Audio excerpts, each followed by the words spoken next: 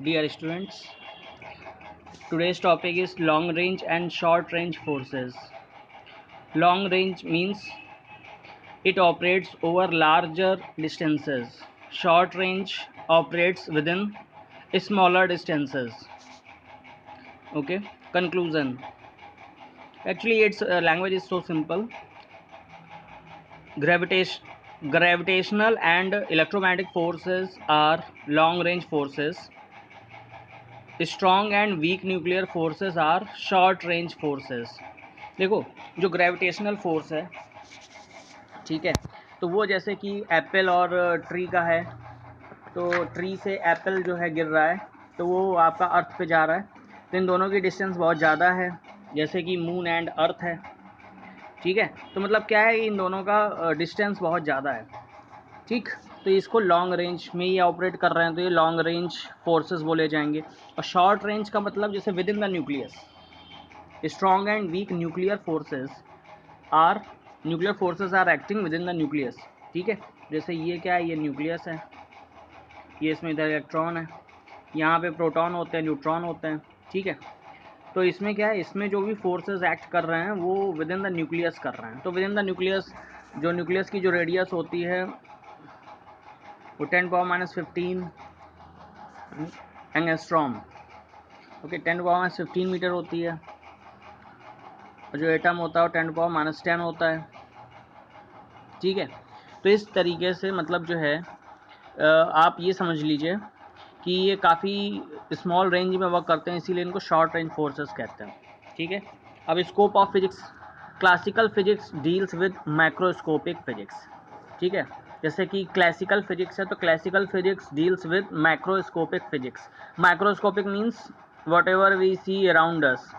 ठीक है, जो कुछ भी हम अपने आसपास देखते हैं वो सब का सब माइक्रोस्कोपिक है। उसमें जो कुछ भी हो रहा है या जो भी उसमें फोर्सेस कोई भी एक्ट कर रहे हैं वो सब का सब आपके क्लासिकल फिजिक्स के पार्ट हैं। Newton's laws are applicable in this physics.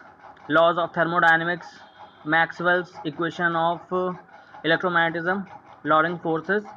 ठीक है, ये सब चीज़ें आप आगे पढ़ेंगे बेसिकली। तो जो आप जानते हैं, आप न्यूटन्स लॉ जानते हैं। ठीक है, तो न्यूटन्स लॉ जो भी एप्लीकेबल है वो आपका माइक्रो फिजिक्स यानी कि क्लासिकल फिजिक्स में एप्लीकेबल है, क्योंकि हम प्रैक्टिकल लाइफ में न्यूटन्स लॉ को एप्लीकेबल होते देखते हैं। ठीक, बाकी और भी चीज़ें हैं लेकिन वो लेटर चैप्टर में आपको बताई जाएंगी। फिर आता है माइक्रोस्कोपिक फिजिक्स। तो the size of particle is less than 10⁻⁻6 metre. ठीक है, तो इसके लिए क्या होना चाहिए, जो साइज ऑफ द पार्टिकल है वो लेस देन कितना होना चाहिए, 10⁻⁻6 मीटर। माइक्रोस्कोपिक मैं बता चुका हूँ, विद इन द न्यूक्लियस, मतलब जो एटॉमिक लेवल पे जो होता है, न्यूक्लियस लेवल पे, वो आपका सिर्फ माइक्रोस्कोपिक है। तो quantum physics work in microscopic physics. ठीक है, देखिए दो टाइप की फिजिक्स हैं, एक आपकी है क्वांटम फिजिक्स, एक है आपकी क्लासिकल फिजिक्स। तो क्लासिकल फिजिक्स जो वर्क कर रही है वो माइक्रोस्कोपिक में कर रही है, और जो क्वांटम फिजिक्स वर्क कर रही है वो माइक्रोस्कोपिक में कर रही है। ठीक है, और बस यही सब चीज़ें बस इसमें जानने वाली हैं। ठीक है, मीजो फिजिक्स क्या है, the study of few tens और हंड्रेड्स ऑफ एटम्स। ठीक है, तो इनकी रेंज क्या है, इनकी रेंज जो है वो 10⁻⁻15 मीटर से 10⁻26 मीटर साइज। और 10⁻26 मीटर क्या है, वो यूनिवर्स का हो गया। और 10⁻⁻15 क्या है, वो एटम और लेस, ठीक, एटॉमिक लेवल, मतलब जो हम लोग फिजिक्स जो पढ़ते हैं उसका है क्या, from nuclear level to universe level. ठीक है, ये इसका स्कोप है। ठीक है, मासेस की अगर बात करें तो मासेस क्या है, 10⁻30 kg mass of electron to 10⁻55 kg mass of universe. ठीक है, तो इतना हम लोग, ये सारा का सारा फिजिक्स में हम लोग पढ़ते हैं। It is a part of the scope of physics. Time क्या है, 10⁻22 सेकेंड्स टू 10⁻18 सेकेंड्स। ठीक है, इसके बाद देखिए यूनिट्स एंड मेजरमेंट्स। यूनिट क्या है, internationally accepted reference standard to measure a physical quantity. ठीक है, internationally accepted reference standard to measure a physical quantity. जैसे कि आपको सपोज, इसका डेफिनेशन यही है कि कोई भी यूनिट हम कैसे डिसाइड करते हैं, तो उसके लिए क्या होना चाहिए, वो इंटरनेशनली एक्सेप्टेड होना चाहिए। कोई भी रेफरेंस लेवल है वो इंटरनेशनली एक्सेप्टेड होना चाहिए।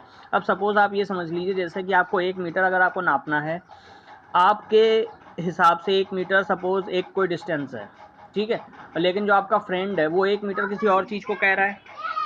बात समझिएगा, जैसे कि आपने कहा कि दिस लेंथ इज़ 1 मीटर, तो आपका कोई फ्रेंड आके खड़ा हो गया, उसने कहा no this length is 1 metre.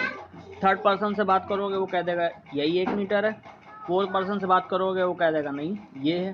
तो मतलब ये जो सब वेरिएशन होंगे, तो इसकी वजह से हमें क्या करना होगा, हमें कोई भी एक एग्जैक्ट किसी, जैसे कि आपके पास कोई कपड़ा आएगा वो 1 मीटर का, तो आपके हिसाब से वो 1 मीटर कुछ और है, उनके हिसाब से 1 मीटर कुछ और है, तो वो हमेशा वो एक डिफरेंस बना रहेगा, ठीक है। तो इसके लिए क्या किया है, एक इंटरनेशनल एक रेफरेंस स्टैंडर्ड बनाए गए जो कि मेज़र करेंगे फिजिकल क्वांटिटी को, ठीक है। तो एग्जाम्पल में क्या है, किलोग्राम है, लीटर है, मीटर है। किलोग्राम से मेज़र करते हैं मास को, लीटर से मेज़र करेंगे वॉल्यूम को, मीटर से मेज़र करेंगे डिस्टेंस को या लेंथ, ठीक है। और number of units is comparatively lesser than the number of physical quantities, ठीक है। आपको ये बताऊं, जैसे कि जो फिजिकल क्वांटिटी हैं, ठीक है, तो फिजिकल क्वांटिटी जैसे कि क्या है, जैसे कि मास है, ठीक है, जैसे कि आपका मास है, ठीक है, तो वर्क है, एनर्जी है, ये सब फिजिकल क्वांटिटीज़ हैं। तो इनकी जो भी यूनिट्स हैं वो सेम है। जैसे कि आप मान लो वर्क की यूनिट भी जूल है, वर्क की यूनिट भी जूल है, एनर्जी की यूनिट भी जूल है, ठीक है। अब many physical quantities are defined as a combination of existing units. जैसे वेलोसिटी है तो मीटर पर सेकंड, इसकी यूनिट क्या है, मीटर पर सेकंड। स्पीड है, उसकी भी यूनिट क्या है, मीटर पर सेकंड। तो सबकी यूनिट जो है वो सेम ही है, ठीक है। तो इसीलिए बोला गया number of units is comparatively less than number of physical quantities. अब क्वांटिटी की अगर बात कर लें, फिजिकल क्वांटिटी और नॉन फिजिकल क्वांटिटी। तो फिजिकल क्वांटिटी क्या है, quantity that can be measured is called physical quantity, ठीक है। Any quantity that can be measured is called as physical quantity. Example क्या है, लेंथ है, mass, velocity. Non physical quantities, a quantity that can not be measured is called non physical quantities. Example building, बस, room, Mumbai. ठीक, जैसे मालूम मैंने बोल दिया मुंबई, अब मुंबई को आप क्या मेजर करोगे, ठीक है।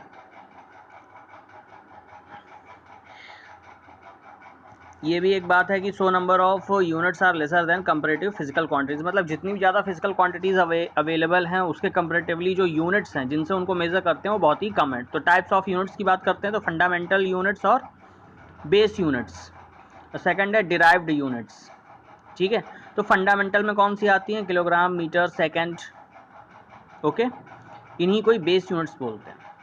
और डिराइव्ड यूनिट्स क्या हैं, it is originated from the fundamental units, जैसे मीटर स्क्वायर, मीटर क्यूब। जैसे कि जो आपकी लेंथ है, तो लेंथ को मेज़र करते हैं मीटर में, ठीक है। तो लेंथ क्या हो गई, ये बेसिकली आपकी फंडामेंटल यूनिट हो गई।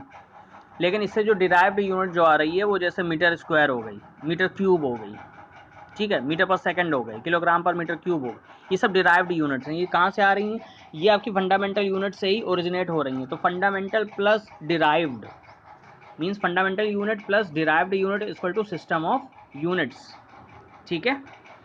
यहाँ तक आज रखते हैं, ओके, थैंक यू।